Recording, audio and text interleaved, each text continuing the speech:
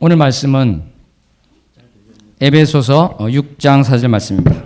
에베소서 6장 4절 말씀 다 함께 합독합니다. 또 아비들아 너희 자녀를 노엽게 하지 말고 오직 주의 교훈과 훈계로 양육하라. 아멘. 사랑하는 성도 여러분, 오늘은 어린이 주일입니다.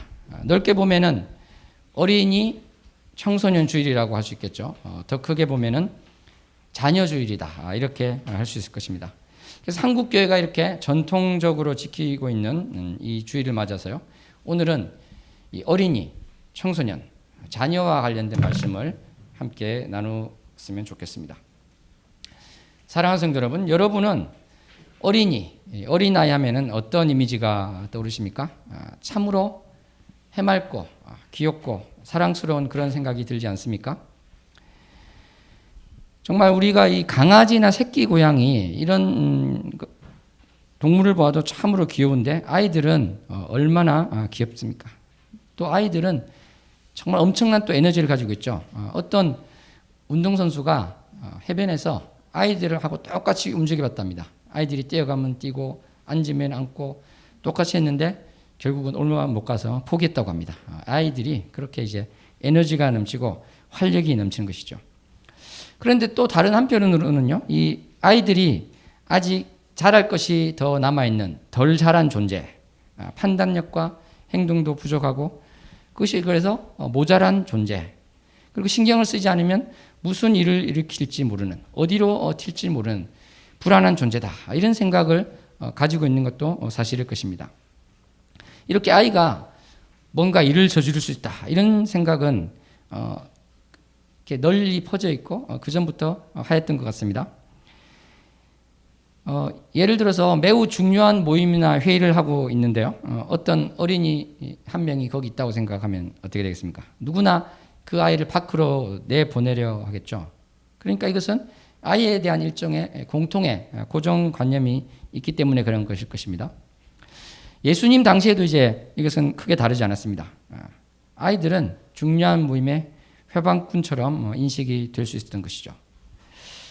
우리는 그러한 정황을요, 예수님 앞에 실제로 아이들이 이렇게 나타났을 때 제자들이 어떻게 행했는지를 보면 알 수 있습니다. 마가복음 10장 13절에 보면은 사람들이 예수님께서 아이들을 만져주실 것을 기대하고 어린아이들을 예수님께로 데리고 오는 장면이 나옵니다.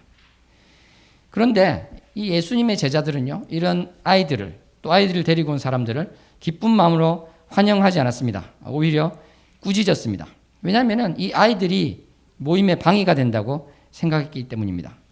더구나 당시에는 지금보다 아이들에 대해서 인격적으로 대하는 것이 더 못했다, 이렇게 생각을 해본다면 이 제자들의 반응은 어떤 면에서는 그 당시에 있는 일반적인 반응이다, 이렇게도 볼 수 있을 것입니다.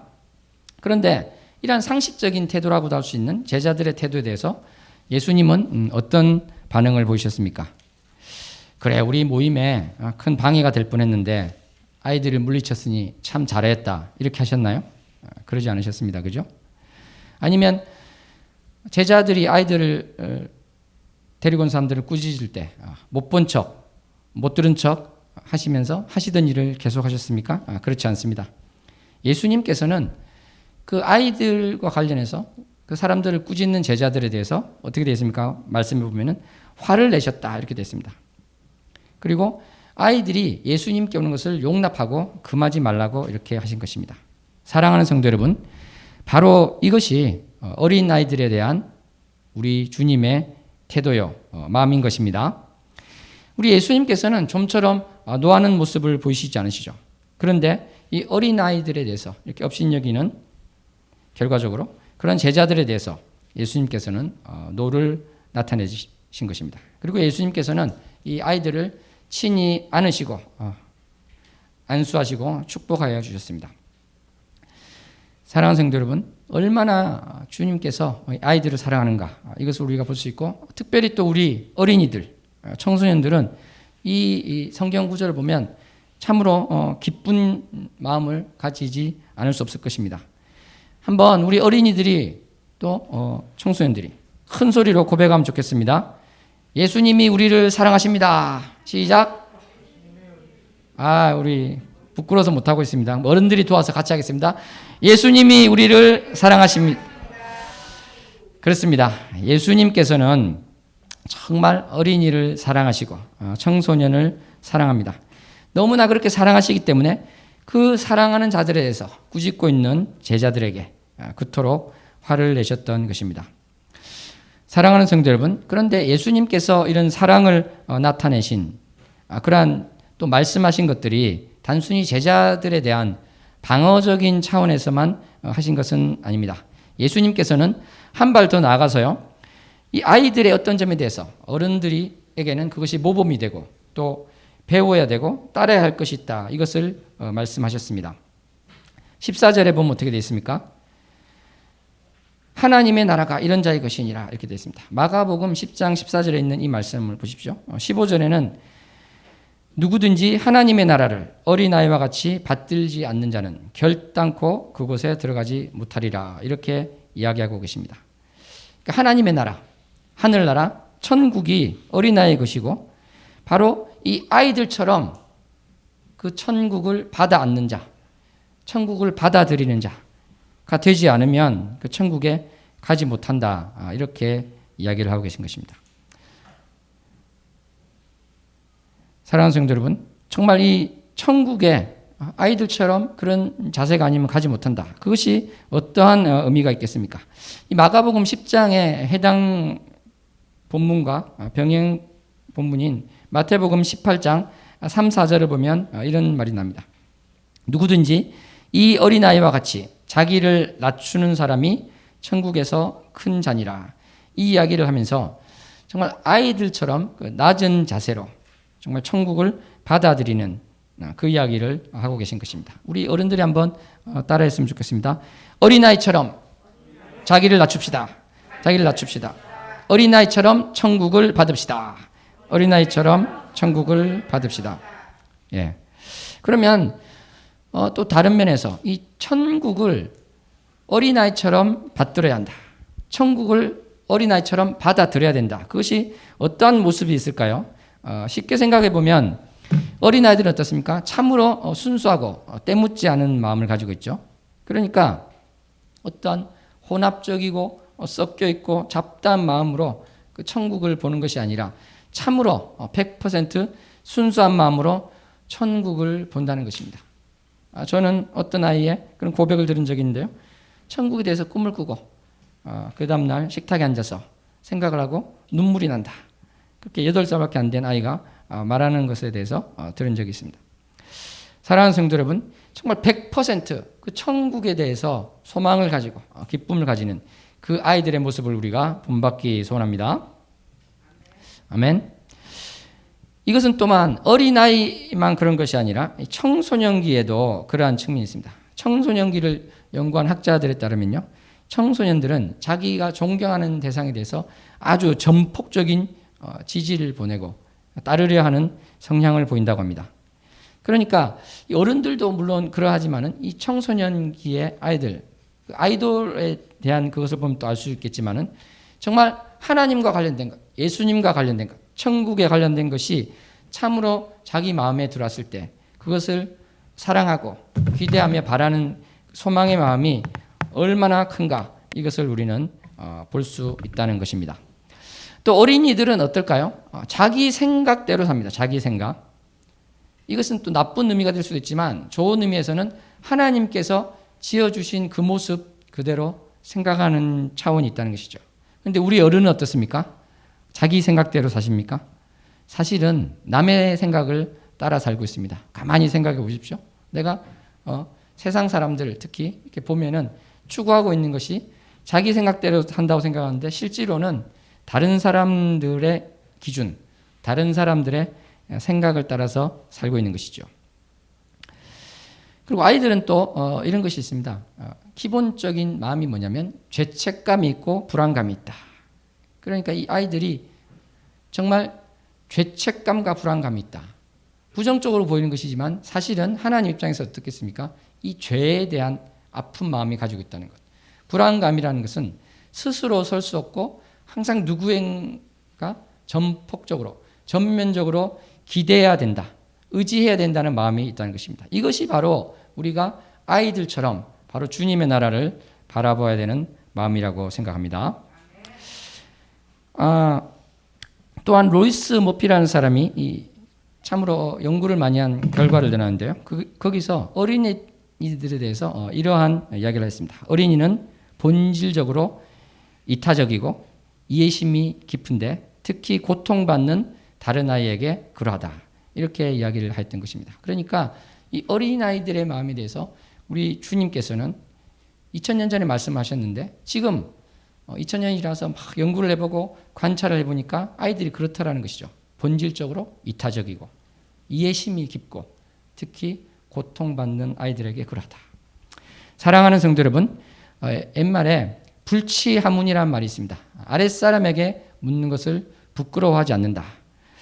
근데 저는 이것을 불치소학, 하학 이렇게 할 수도 있을 것 같습니다. 어린 아이들에게 배우는 것을 배우는 것을 부끄러워하지 않는다. 이런 마음이 되었으면 좋겠습니다. 그래서 우리 어른들이 한번 고백했으면 좋겠습니다. 어린아이에게 배웁시다. 어린아이에게 배웁시다. 어린아이처럼 하나님 나라를 받듭시다. 어린아이처럼 하나님 나라를 받듭시다. 아멘. 우리가 방금 이렇게 입술로 고백했습니다만, 그래서 어린아이에게 배웁시다. 그렇게 말했습니다만은 사실 이것이 말처럼 쉽게 되지 않는 것은 우리가 다 알고 있을 것입니다. 부모님에게는 아이들은, 자녀들은 항상 가르쳐야 될 대상이고 돌봐야 될 대상이고, 그래서 다르게 보면은 늘 부족하고 모자란 그러한 모습으로 보이는 것이 사실인 것입니다. 그런데 그러하기 때문에 사실은 이해 못하는 측면이 발생하게 됩니다. 그래서 오늘 본문 말씀 에베소서 6장 4절 말씀에 보면은 아비들아, 그러니까 부모님들이겠죠. 부모님들은 너희 자녀를 노엽게 하지 말라, 이 말씀이 나오고 있는 것인데요. 이 노엽게 하지 말라, 이것은 과연 무슨 말씀일까요?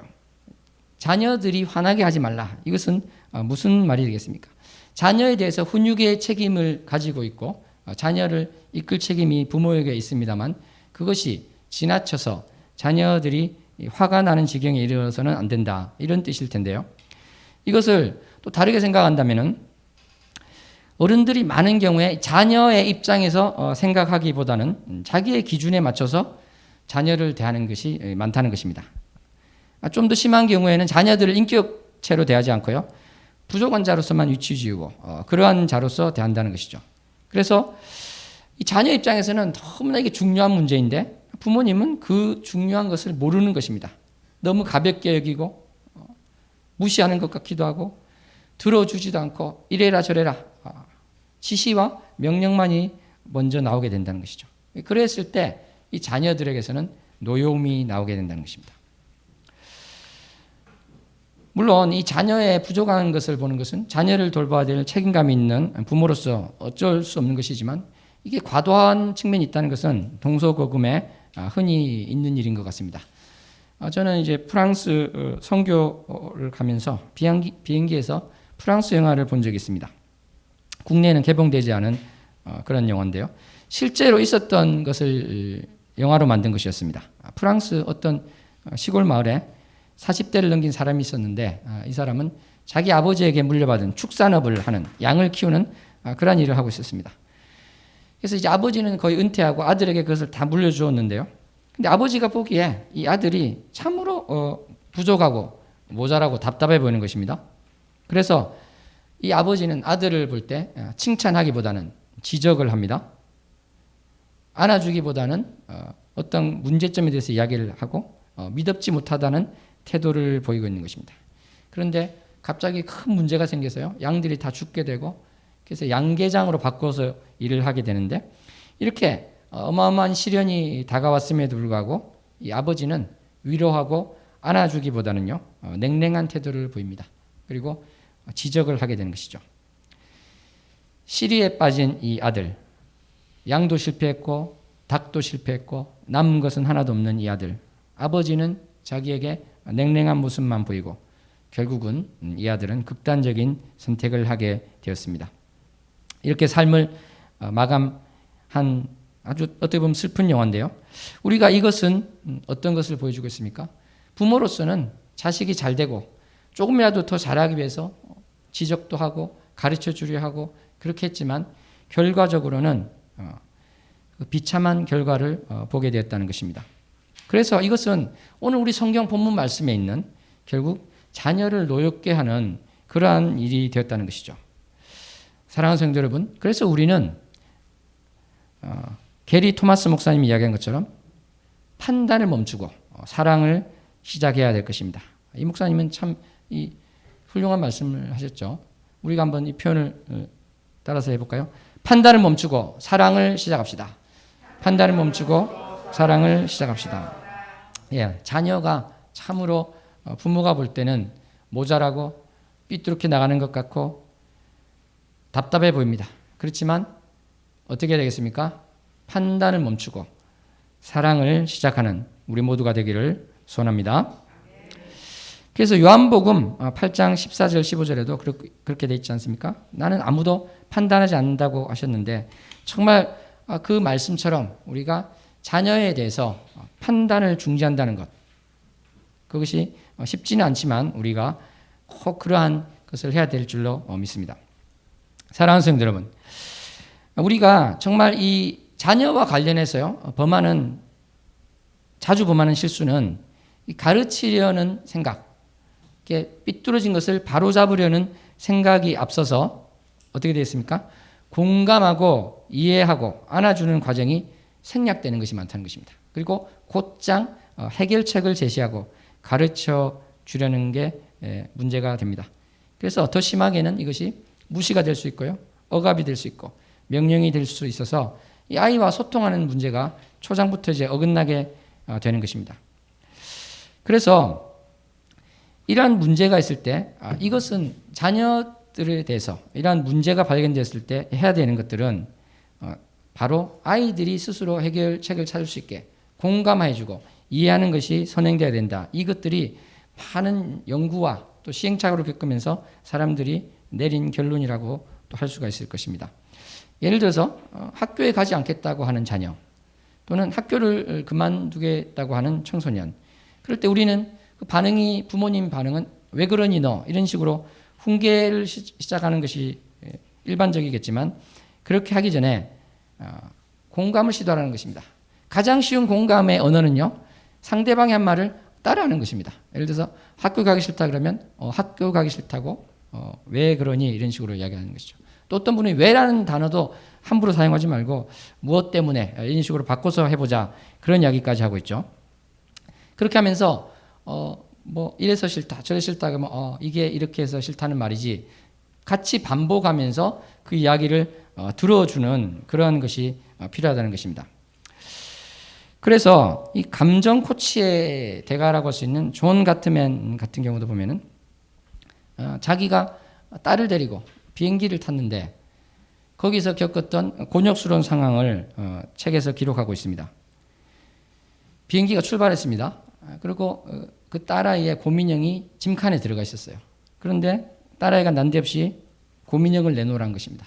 짐칸에 있다고 하니까 그래도 내놓으라고 동네가 떠나가게 우는 것입니다. 그러니까 그 비행기의 승객과 승무원은 다 쳐다보고 있는데요, 이 난감한 상황, 아이는 계속 울어 제끼는데 어떤 말을 해도 되지 않는 이런 상황이 있었던 것입니다. 그런데 바로 아까 이야기했던 그런 것처럼 해결책을 찾은 것이죠. 같으면은 고민형을 못 줘서 화가 났구나. 그렇게 이야기를 하죠.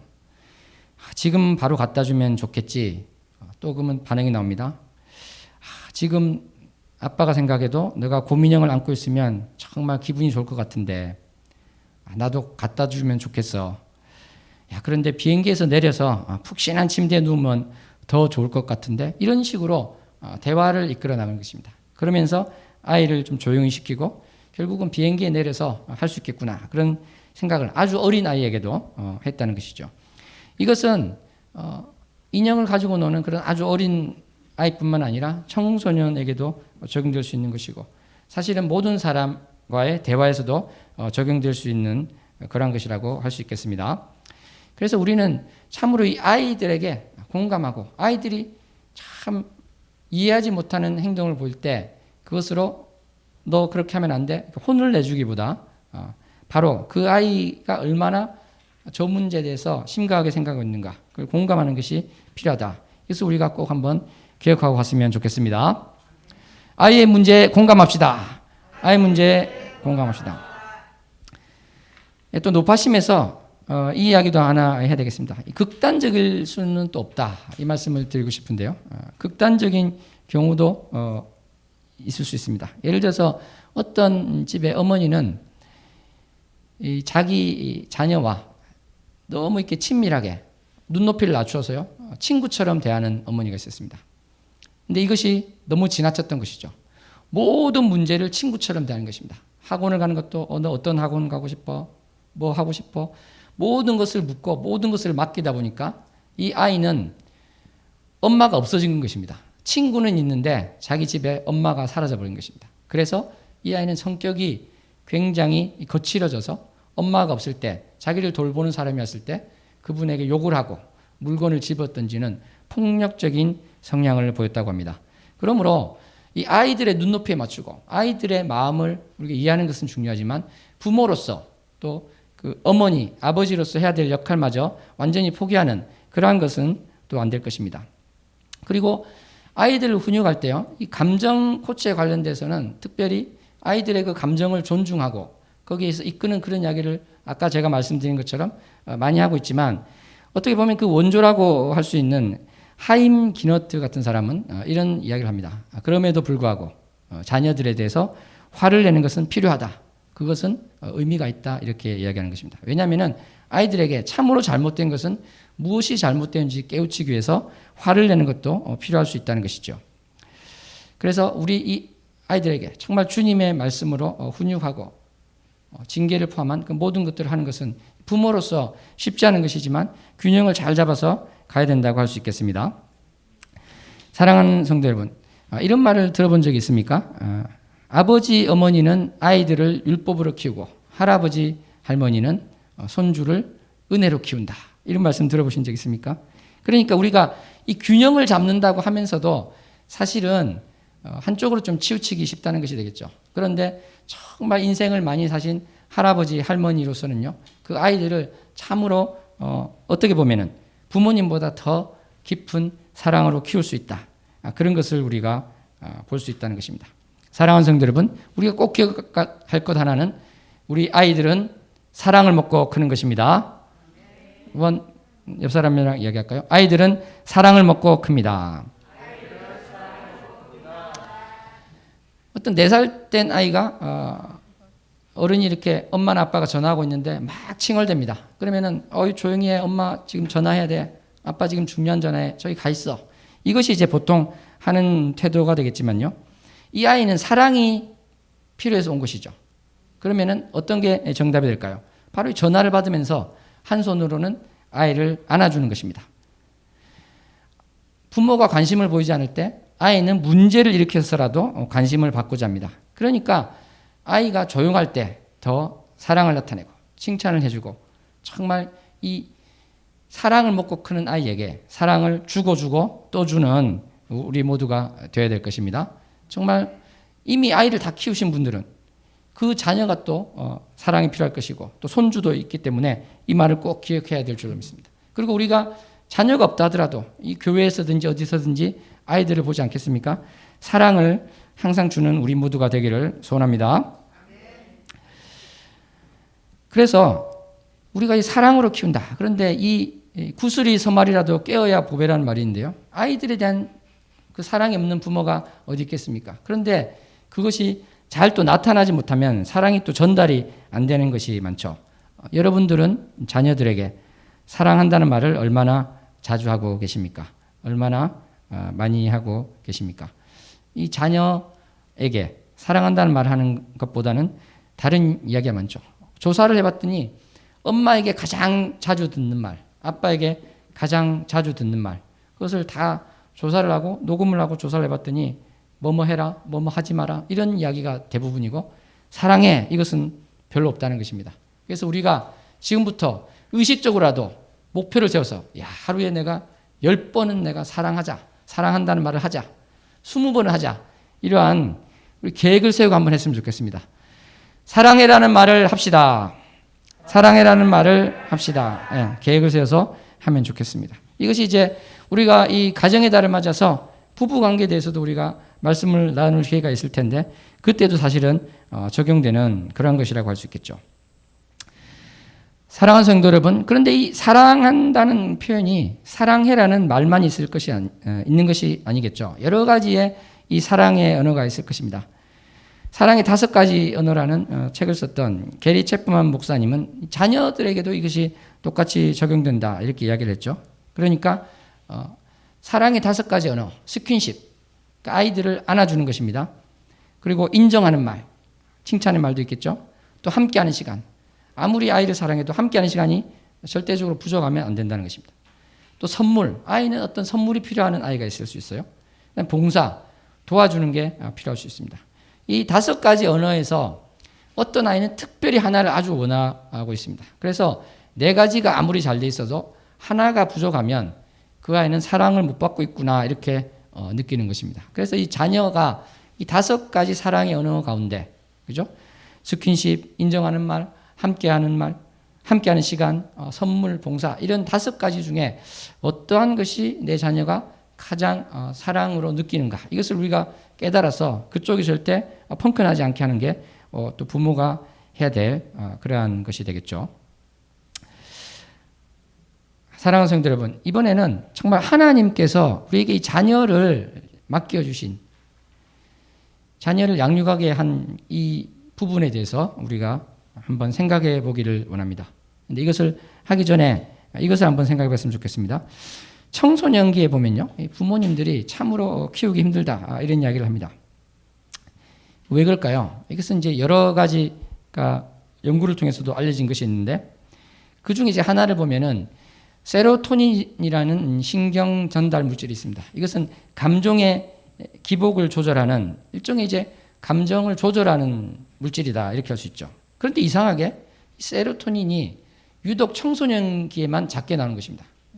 어린아이와 어른에 비해서 40%나 적게 분비가 된다는 것이죠. 그러니까 감정의 기복이 너무 심한 것이죠. 어떤 연구를 해보니까 15분 만에 극과 극의 감정을 나타내는 청소년들이 있더라. 그런 것이 보고되기도 했습니다.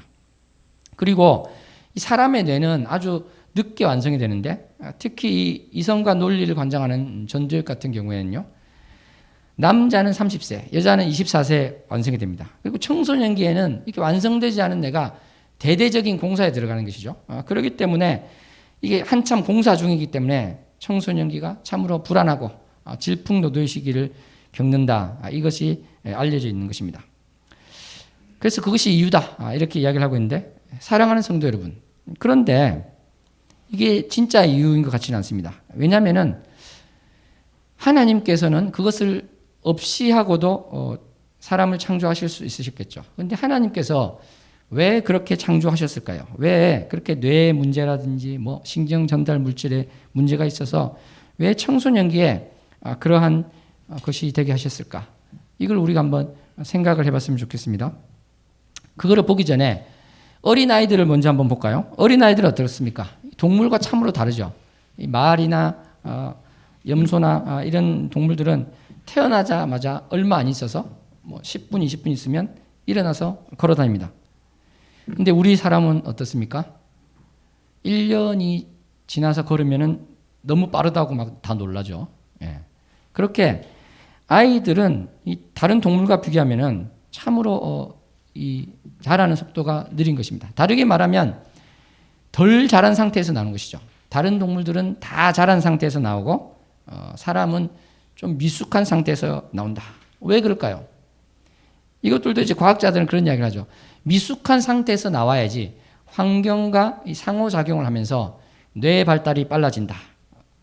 그런데 이것도 진정한 이유인 것 같지는 않습니다. 하나님께서 왜 그렇게 하셨냐는 것이죠. 문제는.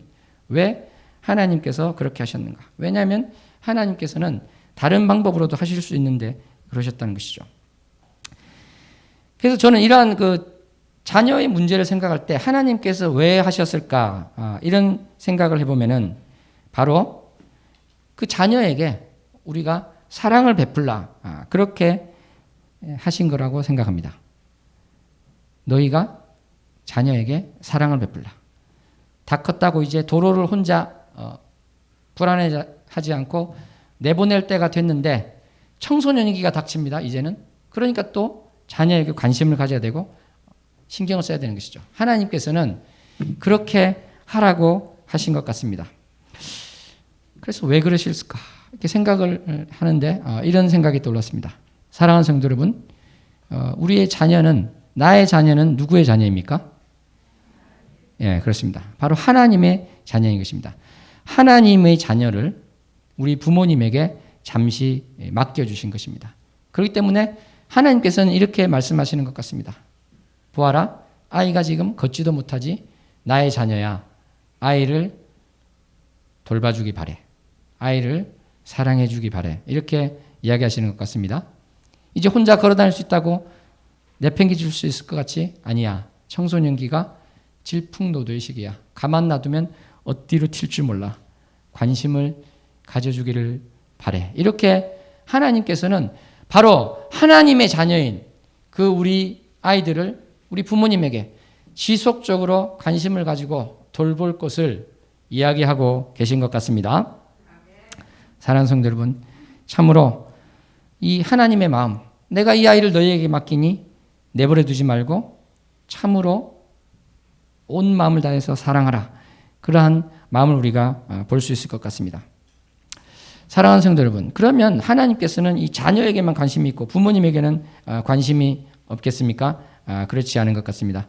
정말 하나님께서는 이 부모님도 사랑하시기 때문에요. 이 자녀를 이렇게 돌보면서 주시는 은혜가 있는 것입니다. 학교를 아직 가지 않은 아이들을 이렇게 조사를 해보니까요. 자기를 돌봐주기를 바라는데 얼마나 자주 그것을 바라냐면 1분에 3번 정도 자기를 돌봐주기를 바란다고 합니다. 그러니까 이 부모님 입장에서는 참으로 아이를 키우는 것이 쉬운 일이 아닌 것이죠. 그럼에도 불구하고 우리는 이 아이들을 보면서 무엇을 알 수 있습니까? 바로 사람은 스스로 살 수 없는 존재. 아이만 그런 것이 아니라 사실은 누가 그러한 것입니까? 내가 그러한 존재라는 것을 아이를 통해서 알 수 있는 것입니다. 내가 스스로 살 수 있고 나의 스스로 힘으로 나의 인생을 다 걸어갈 수 있는 것 같지만 어떻습니까? 하나님께서 나를 돌봐주시지 않으면, 하나님께서 나를 붙들고 계시지 않으면 나의 인생이 지금처럼 이렇게 유지가 될 수가 없는 것입니다. 내가 지금 아무 일 없는 것이 은혜고요. 내가 설령 사고가 일어나고 내가 아픈 것이 있다 하더라도 그것이 바로 은혜가 되는 것입니다. 그래서 우리는 고백을 하기를 원합니다. 주님, 내가 아무 문제가 없는 것이 아니라 또 어떠한 문제가 있다 하더라도 그것을 바로 붙들어 주신 주님을 찬양합니다. 이 아이들이 부모가 돌봐주지 않으면 제대로 살 수 없는 것처럼 바로 내가 하나님께서 돌봐주시지 않으면 살 수 없는 자입니다. 이러한 고백을 하는 우리 모두가 되었으면 좋겠습니다. 또 아이들이 정말 아이들에게 부모님들은 많은 시간을 쏟아부으면서 하고 있는데요. 그것이 사실은 복된 것이다. 그것을 하나님께서는 우리에게 이야기하고 계십니다. 세상은 어떻습니까? 이 각박한 세대에서는 양육하는 것이 어마어마한 짐이다. 물론 힘든 것이지만 그 짐이라는 것을 너무나 강조하고 있는 것이죠. 그렇지만 아이들을 키우는 것은 축복이 될 것입니다. 이런 이야기도 있지 않습니까? 아이들이 있는 집안, 거기에서는 평균 수명도 길다. 아이들과 할머니, 할아버지, 엄마, 아빠 같이 있는 거기서는요, 평균 수명이 길다고 합니다. 왜냐하면은 이 아이들을 통해서 웃을 일이 생기고, 아이들을 통해서 기쁜 일이 생기고, 아이들을 사랑하는 그것이 자신의 이 육체와 마음을 다 건강하게 해주기 때문에 그런 것입니다.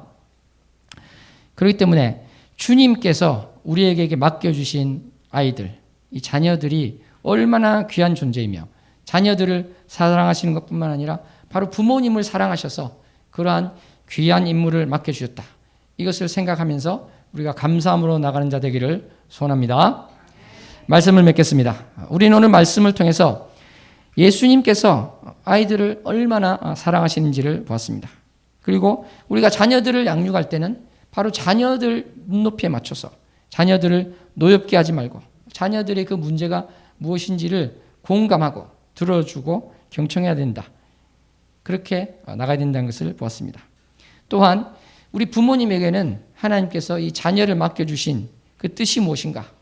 바로 그것을 통해서 나를 보게 하고 자녀의 양육을 통해서 사랑하고 내가 행복해지는 그것을 주님께서 원하신다는 것을 보았습니다. 우리 어린이 주일을 맞아서 정말 우리 어린이들, 청소년들은 하나님께서 얼마나 나를 사랑하신지를 다시 한번 깨닫는 시간이 되고 부모님은 자녀에게서 배우고 또 사랑으로 키워서 주님께서 맡겨주신 귀한 사명을 감당하겠습니다. 고백하는 시간이 되기를 소원합니다. 기도하시겠습니다. 하나님 아버지 감사합니다. 주님께서 우리를 사랑하셔서 자녀를 주시고 또 이 어린이들을 얼마나 사랑하시는지 말씀 가운데 보여주셨습니다. 우리가 자녀를 보면서 나의 모습을 보게 해 주시고 자녀를 사랑으로 돌보는 것을 통해서 다른 모든 이들을 돌보는 것을 배우게 하여 주시옵소서. 그래서 우리 주 예수 그리스도의 사랑이 편만히 넘쳐나가는 나의 삶이 될 수 있도록 주님 복을 내려 주시옵소서.